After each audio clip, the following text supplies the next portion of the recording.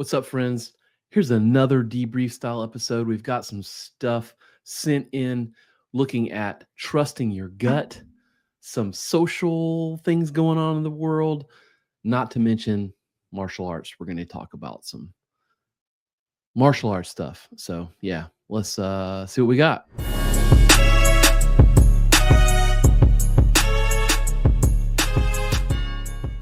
Trusting your gut. Now, I've known Mark Devine for quite a while. He spoke at a conference that I put on. Man, I don't remember. It's like 2012 or 2013 or something. But I've been following this guy for a long time. He's been a mentor of mine. Sometimes he knows it, sometimes he doesn't. But one thing he's always talked about is trusting your gut, like intuition, using it. And he tells a lot of stories about, Navy SEALs using it, saving lives and things like that. Let's listen to what he has to say about it in terms of how he's framing it here. I believed in this thing, I would be dead. Intuition overlap with sensation. So you have this sensation of the heart's intuition or empathic intuition, which is very much of a physical sensation, but it's not necessarily an emotion. An intuition.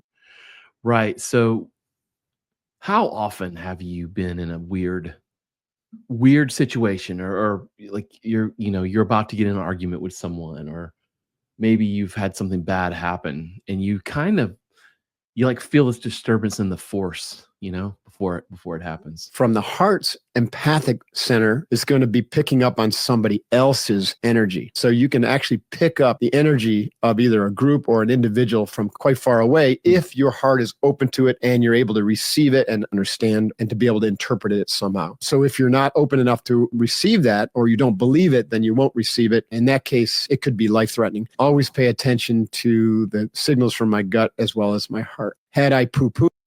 I think what he's mostly talking about is becoming or working on being able to sense something. Now, I see the first comment there. It's like the only comment, but this person's saying something like, and I have fielded questions from students as well, but this person says, I feel almost all the time some energy in my gut, but it is not pleasant. After I box breathing for an hour, it becomes more sensitive, but I cannot interpret what it means. That's a weird comment, but it's like, how do I interpret the different vibes and things? And I don't think the point is interpreting. I think the point is being sensitive to feeling something like something's different, something's up, whatever, or changing, or whatever it is. It's just that there's a blip. And then once you have felt that blip, then you're not still feeling from your gut, feeling from those intuitions or whatever. Then you can switch to the analytic brain, which I think is the point. The point is just to use like that radar blip, bing, and there it is. And now you can switch to, more analytical parts of yourself to then delve into things. And I think that's the point. Another person that I've also studied under and followed and everything for a long time is Tony Blauer. I've had an episode with him on this very show in the past. He talks about trusting your gut as well. Let's see what he has to say about it. This is the most powerful thing I could tell everybody. Every single victim of violence who lived to tell the tale said they had a bad feeling before the attack. Not 50, 60, 70, 80, 100% of the people I talked to said they had a bad feeling. When you got a bad feeling, act on that. We call this the choose safety model. What is the safest thing you could do? And this applies actually to relationships, health, finances, but most importantly to self-defense. In a violent encounter, you don't have time to dial 911. What we identify as first responders are actually second responders. The first responder in your violent encounter is yourself. And if you don't have the skill, the wherewithal, and the most important thing is self-awareness and situational awareness. Because that, if you think back to what I just said, which is so potent, the bad feeling is an energetic pulse, right? Your gut saying, man, intuition whispers in our ear. And then our arrogance or our fear or our cognitive dissonance or our cognitive bias shuts it down. This is the most powerful thing I could tell everybody. That is exactly some of the same things that Mark Divine has talked about. This pulse, he says it's a pulse. I've heard it described as a ping, whatever. But that initial vibe is what you train to be sensitive to. But then you use the other things, like he's saying, your ego can take over, your fear can take over, your analytical brain can take over, your programmed OODA loop can take over, whatever it is, whatever you train from that aspect to the other. But it's like he says, it's, first responders aren't really the first responders. You are the first responder. You're using the antenna of your intuition out there, is really the first responder, right?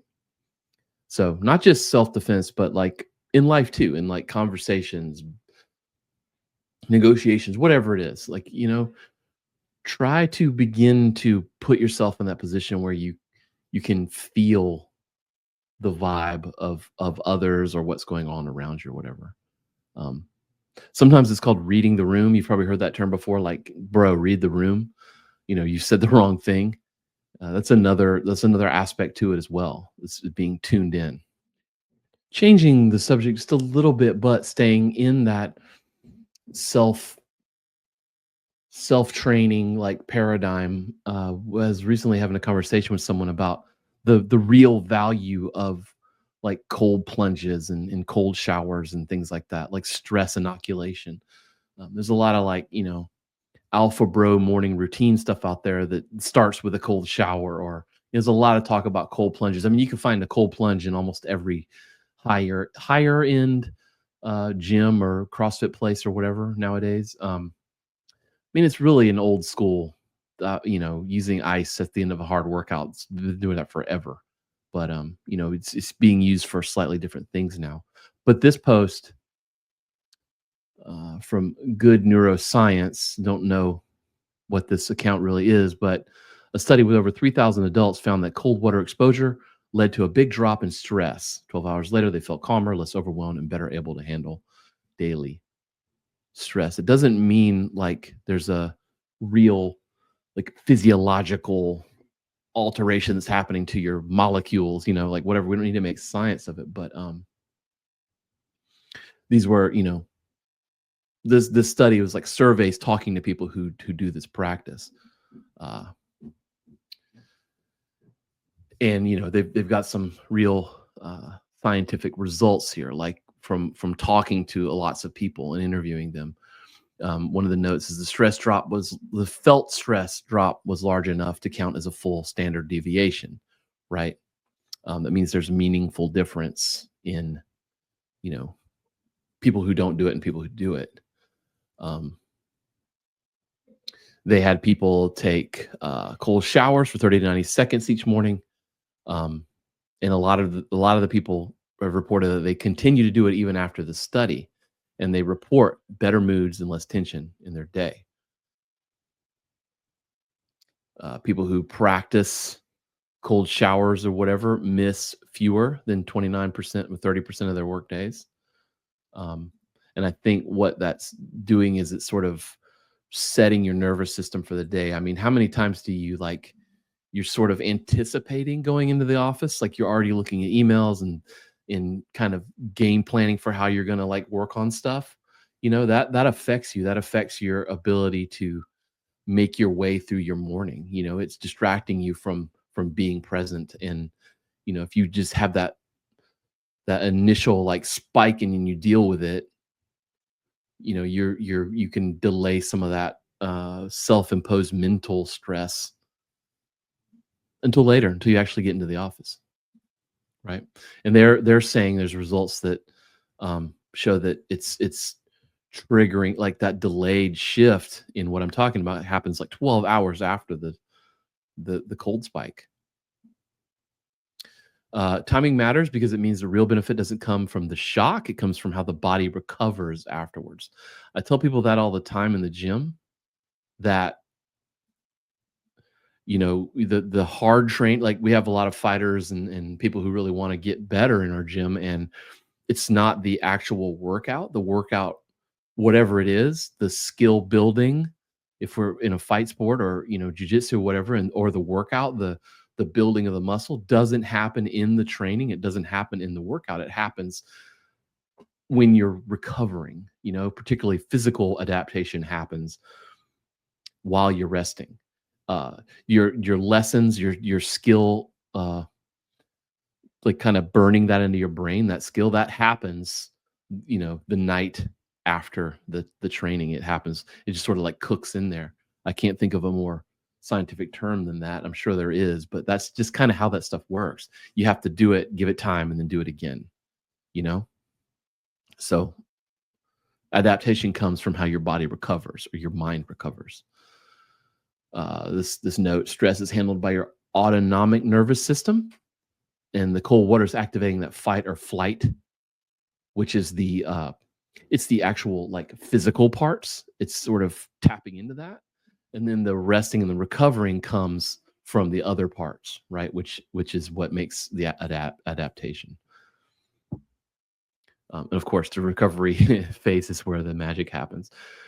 So, like if you jump in some cold water, and then you go start your day, nothing harder has happened yet. It's tough. The water should be cold enough to where it's tough, right? We're not talking about cool water. We're talking about ice cold stuff hitting you, and then you're recovering. That is offsetting you not having to, but it's offsetting you bringing that stuff into your life that hasn't even happened yet, right? That's the magic zone. I don't want to get into the actual physical parts. Obviously, cold lowers inflammation and stuff, right? This article is saying that inflammation can be spiked briefly after cold exposure. I don't know the science of that. I just know that cold limits inflammation, which is why historically lots of athletic trainers and stuff like in regular sports, basketball, football, baseball, stuff like that, they've always used the cold tub or whatever after that, because it can help with that inflammation and stuff, and also speed up your recovery so you can come back in and do it again faster. So there's tons of stuff. It can help sleep. It can improve memory.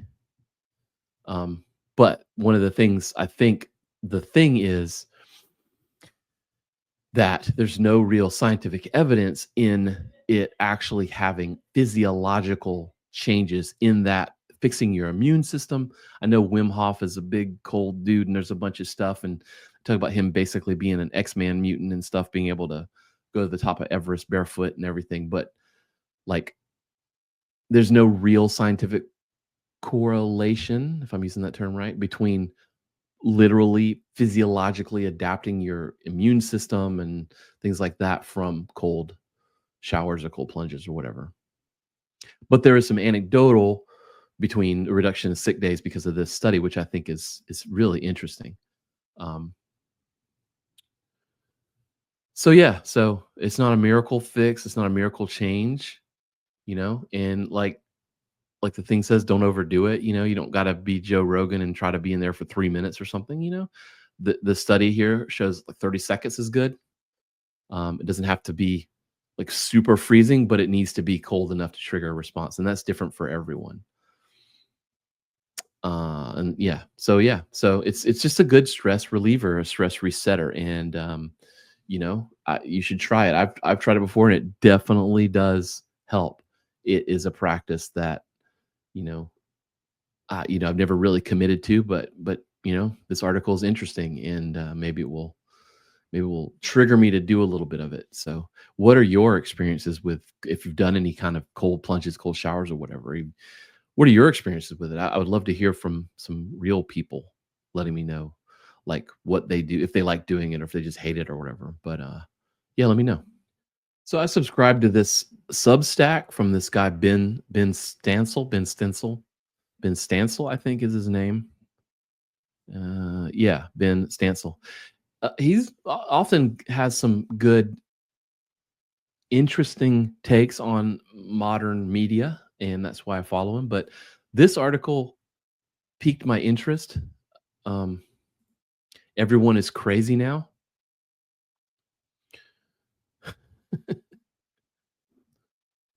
This is not a precise theory, but man, what do we do even if the outline is true? Yeah, right. So this article basically takes us through um,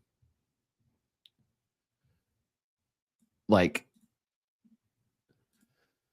modern social media, right? In marketing and things, right? So this idea that how social media has fundamentally reshaped fame, power, and identity in our culture, right? Blurring lines between celebrity, executives, people like Musk and stuff, and political leadership, even like our president, right? So this thesis of the social media doesn't just reward madness; it demands and manufactures madness. In that we live in an attention economy, so unhinged behavior is no longer a bug in the system; it's a feature, right? So it's what brings us. It's one of the parts of the formula that can bring us fame. I'm using air quotes, fame, because I don't know who's really truly famous through social media, you know? I don't think it works that way. So this concept like attention is power, right? Uh Attention, once known as a it's once a means to influence, it's become actual like currency of power, right? Celebrities and influencers are no longer separate from executives and politicians, right? They're all the same thing, right? Like take Elon Musk, for example. He's not successful despite being erratic online. He's successful because he's erratic online. And by success, I mean well known. So we have another thing going on, like based on the article, like old filters for success have collapsed, right? So traditional paths to influence and fame, like hard work, building expertise, being a good solid leader, they've all been replaced by virality, right? So instead of like correcting this for this as a society, we're institutionalizing it, right? There's more social media apps, TikTok, Instagram. We just spend our time looking at this stuff, right? It's systemic. Social media rewards extreme, performative, emotionally provocative behavior. And this attention is addictive, right? We look forward to it. We find ways to put that onto things. I mean, the example Kevin Durant are shown obsessing over anonymous criticism in his posts and things, right? He's responding to this stuff. So that leads me to this let's see where we are. Come back to that. So, yeah, I want to talk about the Sydney Sweeney ad. I was just having a conversation with someone about this last night. And everybody's commenting on that. So why not me? Right? I'm a world star here. So American Eagle actually responded, and their response was kind of like a double down on this whole thing, right? And this Atlantic articles, it's a pretty good article on the Atlantic about, you know, some stuff going on behind the scenes and blah blah blah. You can read all the comments, and it's fun and terrible and all that stuff. But is and why I bring the article and then this up, it's a perfect contrast, right? It's a case study for the article's thesis to show you it in action, right? In the ad, Sydney Sweeney appears in a nostalgic, denim-heavy American Eagle campaign. The campaign goes viral, not just because of her, but because her image and the concepts or whatever behind the image are memed, essentially, right? So like it starts to become about all these other things that have nothing to do with the actual selling of jeans. It's, all the social angle and stuff put on it. But the point is that that is the actual thing that makes the ad go, right? It's not the message necessarily, it is the performance of putting the message out in the world. And you can see, let's get down here. You can see the stock price is this is the past month, and the ad come out. So their stock price is soaring. Lots of comments being made about the article and lots of conversation happening. So it's making the stock into essentially a meme stock. It's making the stock kind of explode, which my idea here is that that's the whole point. That was the whole point. The point isn't that it's about the fact that this corporation, American Eagle, thinks that eugenics are an actual thing that we should be practicing, or that she is representative of being, Nazis or whatever. Which there's some crazy unhinged stuff that people are talking about. Of course, it's the internet, but that's the whole point. Is that it's about that performance. It's about letting that thing go onto the internet and letting it become a thing, become a wave that can then drive business. Because of everything that we've talked about in this article, everyone is crazy now because, it's about attention and how can you generate attention. So either you like it because she's hot or whatever, or you can't stand it. But either way, you have to put eyeballs on it. You have to make comments about it. We have to discuss it. I'm discussing it. I'm giving it time. So I'm helping the stock price. That's where we are. That's where we are in communication. That's where we are in advertising. And it's a little crazy. I probably should get Shakis back on here and just really talk through this. I would love to hear what he has to say about a lot of it. I can sort of kind of envision what he's going to say anyway, but I think it would still be a fun conversation. So maybe we'll do that. But I don't know. What do you think of it? Do you hate it? Do you not care? Do you think that it really is that it's some kind of weird manipulation just for your attention? I mean, I think that's what it is. I think that's what most everything is on the internet nowadays. And I think that's the whole point. I think from a media literacy standpoint, we have to realize that that's the thing. I mean, most of these TikToks or reels or whatever they look at, they're like skits. People are like acting and performing situations and trying to create social discussions and trying to create virality. And it's becoming engineered, and sometimes it's kind of hard to detect. So yeah, definitely get Shakis back on here. All right, another one someone was discussing with me, and then I'm pretty sure my phone listens to me all the time, so then it sends me things. But was talking with someone, and then 30 minutes later, I looked at Instagram and found this. But I wanted to talk about this a little bit, mostly because I have two kids that are now full adults or becoming adults, and they're going to be going out into the workforce here soon, and some things that I've tried to make sure to talk to them about, the workforce and when they're interacting with other people and how that goes and stuff. And in this article from allwork.space, the future of work here. First off, it's kind of weird how they don't actually link to an article. It's like they're like comment story for the link. I'm starting to see that on some social posts where they're like, DM us and we'll send you the link to the full article. I mean, that's kind of stupid. Maybe I'm missing the point. Maybe I'm definitely too old to be marketing on the internet because I don't get it. But that's a really weird one.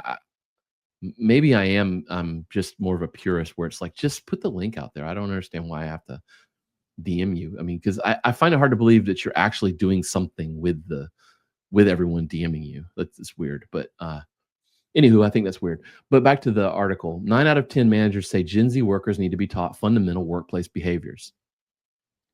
Whew. It's pretty damning damning article there. A staggering 9 in 10 managers say they've had to teach Gen Z employees foundational behaviors. They include how to receive constructive criticism without becoming defensive, how to speak appropriately with clients and colleagues, how to multitask, how to behave during meetings. You can probably dissect some of these, but I've seen it. I've seen it. I think the first one, receiving constructive criticism without becoming defensive, is I have a lot of opinions on that one. And I think a lot of it comes with, and I'm going to show you some of this stuff in a little bit. We're talking about coaching, but a lot of it is that it is the parental coach culture that we lived in. A podcast or two ago, I had Aaron on, and he was talking about a situation where he was I think he was coaching one of his kids' soccer games or whatever, like a parent coach and the other parents and stuff, and just how all that goes. And that's a pretty easy trope to sort of pull into when we're talking about some of this stuff. But we're normally talking about that in terms of, man, the parents drive me crazy because they're always on the sideline and like yelling and getting in my face and stuff. But what we don't talk about is what is that doing to the kids themselves, and what are they becoming whenever they grow beyond that little league game where you've been this obnoxious parent coach, right? One of the things, in my opinion, is this inability to receive actual criticism. I can't tell you how many times I've been criticized professionally by a customer, some random person that's looking at a thing I've built or whatever that I don't even know. Or just, if you look at any martial arts post ever of anyone doing anything, the comments are brutal. But how are they going to really and truly interact with people if they can't handle those conversations? And I think it comes from them being told they're awesome in their little league. It can start there. They're like the all-star or whatever, when it's like, come on, it's just little league, but whatever. I think that can lead into some of this stuff. And it's not just little league, like sports and stuff. I think that's how we raise a lot of our kids. I'm not saying we should just be beating down our kids mentally, but I mean, be real about it.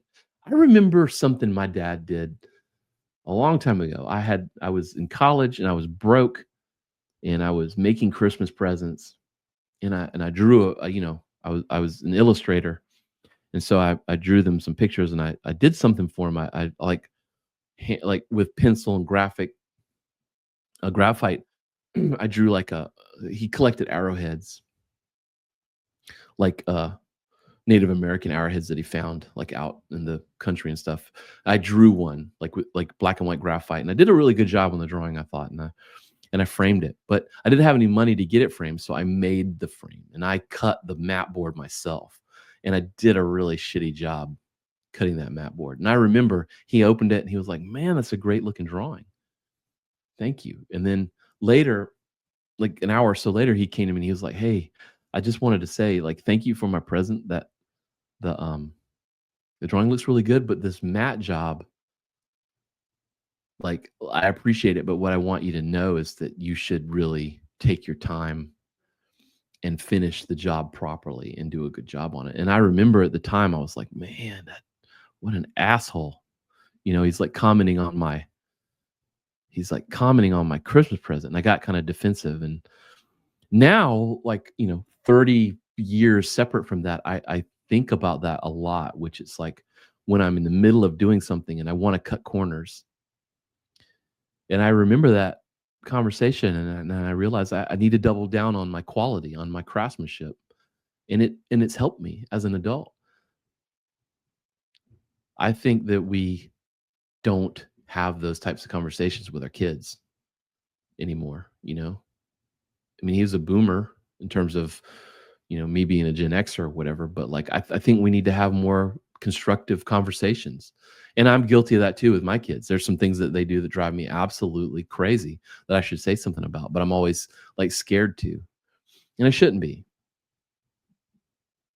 So yeah, it's one of my thoughts that this thing made come out of my brain. Supervisors also report a relentless need for reminders about basic workplace conduct. That's another one. I mean, how many times do you have to tell your kid to take out the garbage? Like 4 or 5 times? Like, you should really only have to say it once. Like, we do this and we've trained them this way. Basic workplace conduct includes showing up on time, responding to messages, meeting deadlines. Put your phones away and communicate like professionals. How many, I'm going to pick on Gen Zers, but how many of them cannot stand a phone call? Like, my kids do not like a phone call. They'd rather text all day. Meeting deadlines, actually responding, showing up on time. We joke.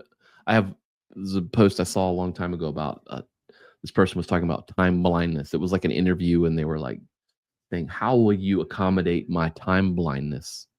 And I just thought that was so funny. And everyone I've ever mentioned it to thinks it's funny, where it's like someone has this problem of getting somewhere on time, and I just call bullshit on it.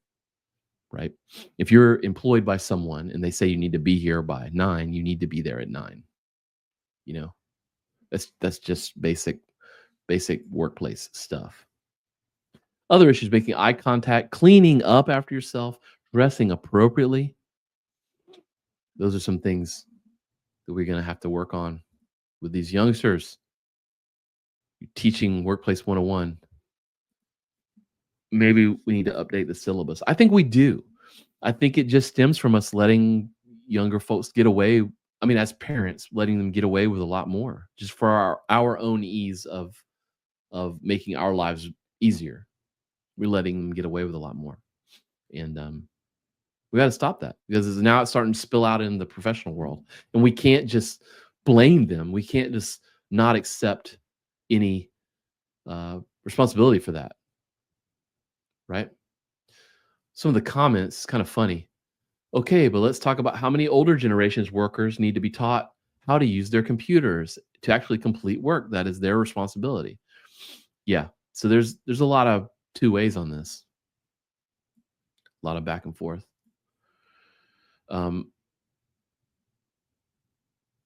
Yeah, here's one. Credit to the helicopter parents and participation awards.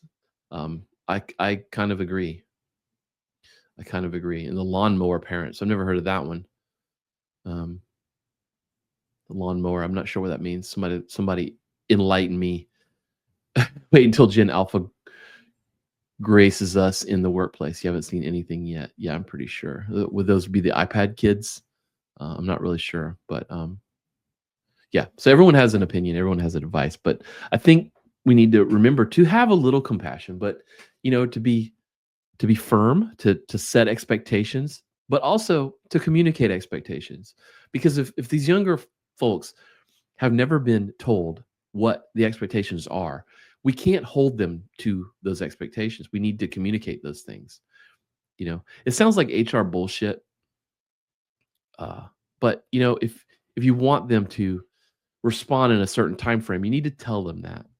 We can't just assume that they know to respond in a certain way. I mean, we have to show them. And it's things that we take for granted because we've been working for so long, and we've been working with others who've been working for so long. And it's just a new thing. It's what the generation before us dealt with when we came into the workforce. It was just different stuff, but they dealt with stuff too. So yeah. It's not all one-sided, but it's an interesting conversation. And if you have an experience with this, have any experience hiring Gen Z or Gen Alpha or whatever, I'd love to have a conversation about it. Okay, so here's something that I actually particularly have a problem with. You're probably going to call me a boomer for this, but I hate solicitations. I hate people coming to my house, door-to-door salesman. I know that's definitely a Gen X or boomer sort of a gripe, but it's annoying. I actually have a sign that says no solicitations. And true story, I actually had someone come to my door, was a solar panel salesman, which I've heard a lot of stuff about solar panel salesmen and how they can be particularly smarmy or whatever. But he came and was like, "Hey, I want to talk to you about some stuff we can do to help your house. Your neighbors are taking this up, whatever. And I was like, hey, man, I'm not really interested in solar panels. And also, did you see the sign where it says no solicitations? And he looked me dead in the eye and was like, I'm not soliciting. I'm just telling you about solar energy. And I'm like, bro, that's the definition of solicitation. He was like, no, we're not. And I like immediately getting mad. And there was two of them, and the other guy was, come on, it's like, don't, come on, let's go. I was like, do not come back here. I didn't say it that nicely, but whatever. But I didn't call the cops. So let's take a look at this one. In the dream, man. We're helping out for the neighbors. We're doing Charles right here. I suggest you leave, Russell. Call the sheriff. I have the permit from the sheriff's office. They said I could. Well, I'm gonna call him again. Be an asshole. Just go. I'm not being I'm explaining it to you, sir. I don't want to hear it. You were here already. Just fucking leave. Yeah, I got 4 neighbors. We're gonna get some more. We're just trying to clean windows, sir. That's all. Yeah. You want your windows cleaned? It's pretty dirt cheap. Are you calling the police? See, that's what I'm talking about. Like, here's, you can see my, I forgot I commented on this. I've had door-to-door people come to my yard and want to not take no for an answer. It's annoying. At the same time, I don't need to call the cops on both parties being assets here. So in this particular one that I talk about, I probably talk about this more than I should to people, now that I'm realizing it. But someone sent me this one. They were like, did you see this one? Yeah, I hate this stuff. But in this case, I mean, you don't have to call the damn cops. This looks like it's in some sort of gated community where you had to get permission to come in or something. But I mean, the guy's like, hey, go away. He's like standing in his yard. He's like, go away. And the person wants to argue with him. Like, I'm not arguing. I'm not whatever. I'm just helping. He said, no, go away. It's this whole don't take no for an answer thing.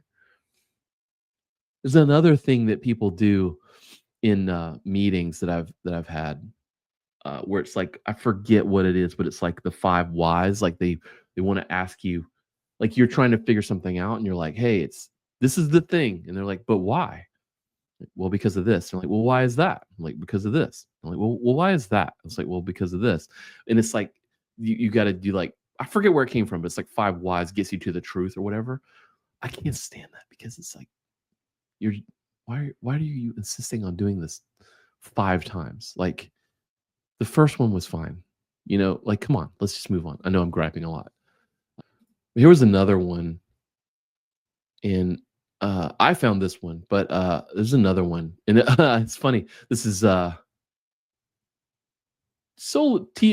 Taylor McCarthy, solar salesman.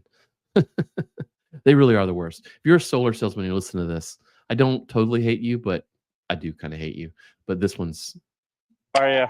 We're just working, man. The upper management has us out here. Otherwise, I'm not. I'm on the sidewalk. Again. Why are you arguing? Yeah. But it's nice to be important. It's more important to be nice. No one was rude to you. I was the one that set up a lot of these homes with the solar. Yeah, I'm not on your property. But just understand, it's nice to be important. It's more important to be nice. Nobody was bothering you. But God bless you, sir. People these days, right? Just upset for no reason. But guess what? He who angers you controls you. How are you? I hate you. He said, I made a comment on this one too. It's funny. This is my gripe podcast. He said, go away. And then you preached at him. Like, he's like, no, I don't want it. But you got like 4 dudes walking down this neighborhood. If I'm out getting the mail or whatever, and like 4 people walk by and they're like, "We want to talk about solar," I'd be like, "No, thank you." And if they continued to continue to want to sell to me, I would be like, "Go away." Right? He told you to go away, and then you're like, I forget what he said. It's was it? I forget what he said. Oh yeah, it's nice to be important. It's more important to be nice. I mean. Yeah, but in that case, I don't know, man. Going to people's property with 0 invite is weird. And Uriah Hall, amen. Yeah, I don't know. I love Uriah Hall, but I don't know what I hate solicitors button. I clicked it. Yeah, he who angers you controls you. Yeah, dude, but get off my property.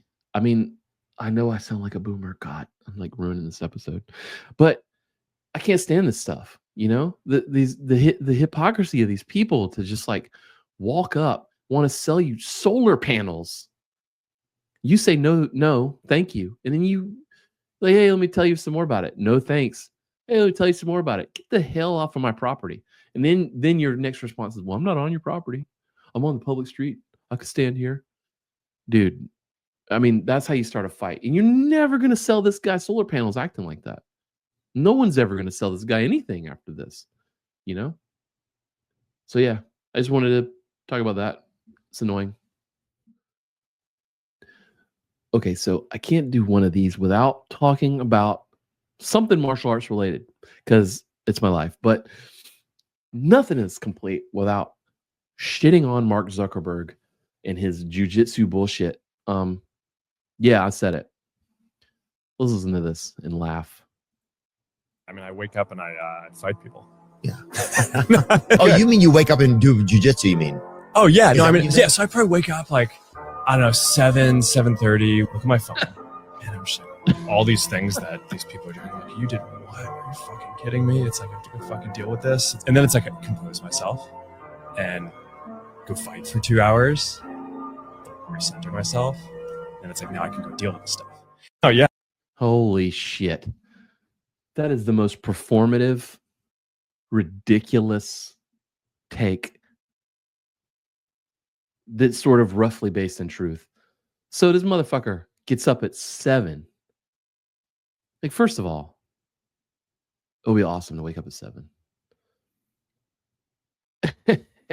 He goes and trains for 2 hours. Supposedly he does this every day. Bro, you ain't training every day with your Meta sunglasses or whatever the hell you're wearing. I mean, I get it. I get what you're getting at, but you're delivering it in the most performative, fake, alpha, beta, zeta, whatever the hell you want to call it way. That ain't how real people.